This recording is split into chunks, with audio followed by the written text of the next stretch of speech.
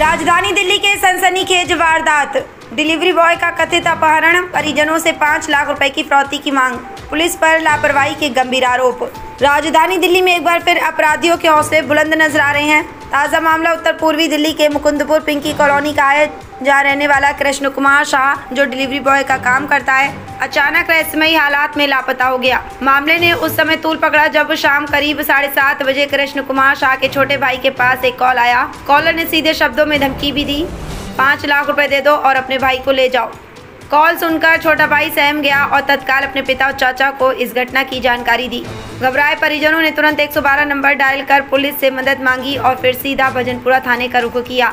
लेकिन यहीं से परिजनों का दर्द और गुस्सा बढ़ गया। परिवार का आरोप है कि बीते 5 से 6 घंटे से वे थाना परिसर में बैठे हैं, लेकिन अब तक पुलिस प्रशासन की तरफ से ना तो कोई ठोस कार्रवाई की गई है और ना ही पीड़ित परिवार को कोई भरोसा दिलाया गया।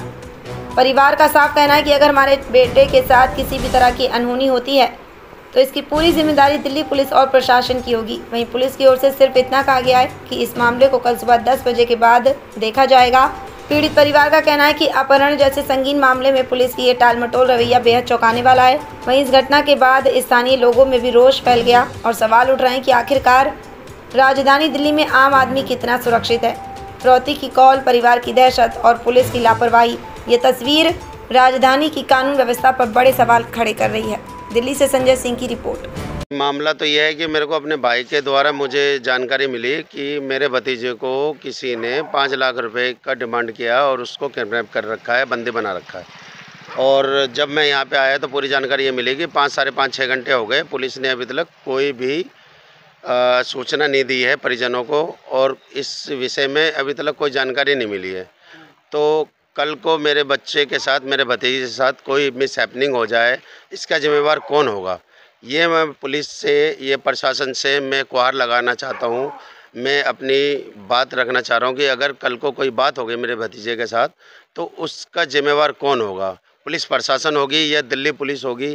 क्या कहती है कि वो कहते हैं कि आप जाके घर पे सो जाओ, सुबह CDR हम निकालेंगे, तब आगे हम कुछ बात करेंगे। यही बात है सर, अभी तक की यही बात। लड़के का नाम कृष्णा है, कृष्णा कुमार शाह, रहने वाला मकनपुर पिंकी चौधरी कॉलोनी का है।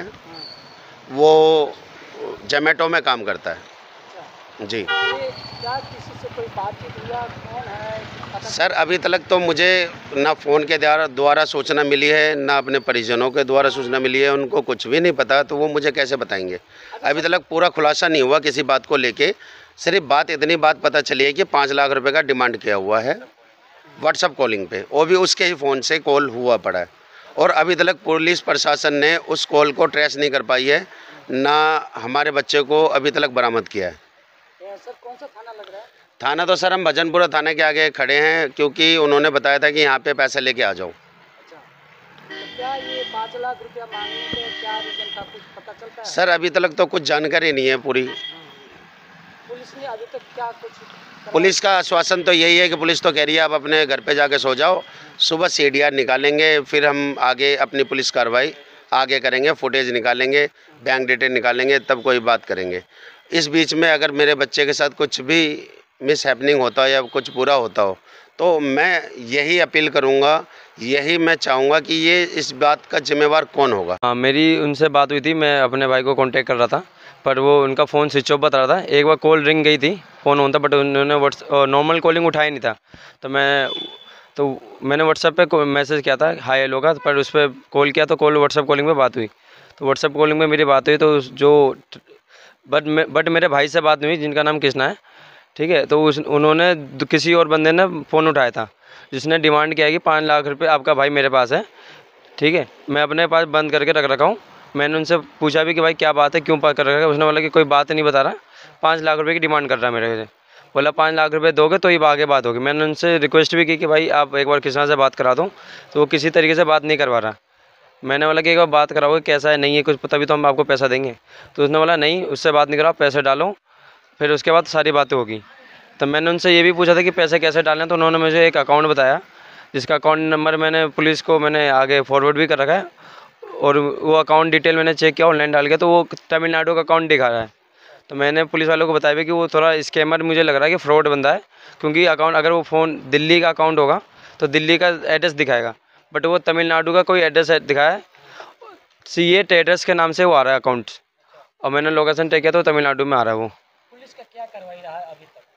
पुलिस का भी मेरे को कोई अच्छी कार्रवाई दिखाई नहीं दे रही, बस वो ये कह रही है कि अभी फ़ोन ट्रैक नहीं हो सकता कि फ़ोन स्विच ऑफ है, सिर्फ यही बोल के आगे फॉरवर्ड करिए। हमें कम से कम 3-4 घंटे हमें थाने में हो गए। 9 बजे करीब हम थाने में आए थे। कितने बजे के कॉल है? 7:45 में हमने 112 पे कॉल किया था। अच्छा, उसके बाद पुलिस प्रशासन में आई थी मौके पे या खुद आप थाने पे आ गए? नहीं, पुलिस प्रशासन मौके पे नहीं आई। पुलिस प्रशासन ने बोला कि आपका भजनपुरा थाना लगेगा कॉल, आप भजनपुरा थाना में जाके इस बंदे से मुलाकात कीजिए। तो हम भजनपुरा थाने आए, वो तब से हम यहीं पे बैठे हुए हैं। तब से कोई उचित कार्रवाई अभी तक हुई नहीं है। क्या लग रहा, क्या मंशा था उनका कि 5 लाख रुपये का डिमांड क्यों करे थे? क्या उनके नकली का मामला है या कोई बंदे को बना कर रखा गया है, क्या है पता चल रहा है? अभी तक तो कुछ पता नहीं चला। बातों से उन्होंने ये बताया कि बंदी बना के रख रखा है, बस 5 लाख की डिमांड कर रहे हैं वो। पुलिस वाले से हमने बात की थी तो वो कह रहे थे पहले 1 घंटे में CDR आ जाएगी, बट आज अभी 3 घंटे हो चुके हैं मुझे यहाँ पे वेट करते हुए, तो अभी तक कोई अपडेट नहीं है। तो मैंने उनसे ये बोला कि रात भर में अगर कुछ मिस हैपनिंग हो जाती है तो कौन जिम्मेदार रहेगा? तो वो कह रहे कि अभी रात को हम कहाँ जाएंगे। तो मैंने बोला कि सर फुटेज आप चेक कर सकते हैं, वहाँ पे गली मोहल्ले में कहीं तो होगा वो जहाँ। पुलिस प्रशासन ही अगर जवाब दे कि रात को क्या हो जाएगा, तो फिर मैंने उनसे यही बोला, तो वो बोले कि रात को हम किसी के घर ऐसे प्राइवेट रहते हैं तो किसी का घर हमें दरवाज़ा नहीं बजा सकते, ना हम कैमरा चेक कर सकते हैं। कैमरा उन्होंने बोला कि 10 से 11 बजे आप सुबह आइए, कैमरा चेक होगा तब सीट। सुनील जी, क्या मामला था? मामला ये था कि 7:15 बजे करीब जो है मेरे पे एक फ़ोन आया था मेरे छोटे वाले लड़के का। तो उन्होंने बोला भैया को किडनैप कर लिया गया। तो मैं मजाक समझा, फिर दोबारा कॉल आया। उसके बाद फिर मैंने कृष्णा को फ़ोन लगाया तो उसको फ़ोन लगा नहीं। फिर जैसे मैंने कृष्णा का फ़ोन काटा तो उधर से फिर कृष्णा का वाईफाई का मतलब वो क्या कहते हैं उसको व्हाट्सअप कॉलिंग आया। व्हाट्सएप कॉलिंग के बाद मेरी बात हुई तो कृष्णा से सिर्फ एक ही बात हुई कि हाँ पापा ये ऐसे बात। भाई इतने में दूसरे जो व्यक्ति थे वहाँ पे उन्होंने फ़ोन ले लिया और उसने मुझसे कहा कि आपके लड़के ने मेरा 5 लाख ख़राब किया, आप लाओ मुझे 5 लाख, नहीं तो आपके बच्चे के लिए अच्छा नहीं होगा। तो मैंने इसीलिए 7:45 बजे करीब 112 पे कॉल की थी। और उसके बाद मैं वहाँ से अपने घर से यहाँ आने में 9:30 बज गए। फिर मैं यहाँ थाने में हूँ। कौन सा थाना लग रहा है?